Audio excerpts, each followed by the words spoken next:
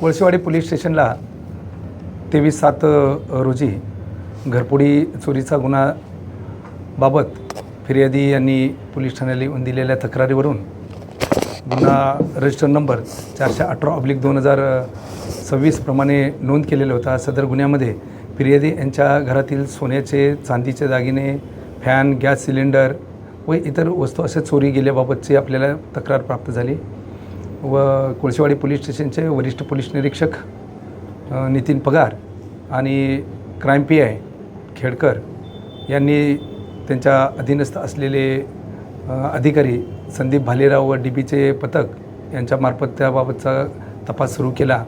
त्यामध्ये 2 आरोपी नेतोली परिसरामध्ये राहणाऱ्या 2 आरोपींना अटक केलेली आहे। सर्व गेलेला 100% मुद्देमाल जवळजवळ 4.5 लाख रुपयाचा मुद्देमाल हा हस्तगत केलेला आहे।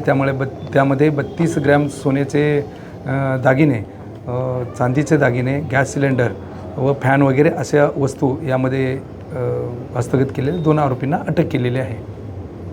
गॅस सिलेंडर कसा चोरी केला होता? घरातून फिर्यादी आणि फिर्यादीचे कुटुंब हे राहणार लातूर या ठिकाणचे आहेत। ते 15/7 रोजी गावी गेलेले होते। ज्यावेळेला ते गावावरून आले 22 तारखेला त्यांना आल्यानंतर हे घरातील आपली घरफोडी चोरी झाल्याची माहिती मिळाल्यावरून या ठिकाणी फिर्याद मिळालेली आहे।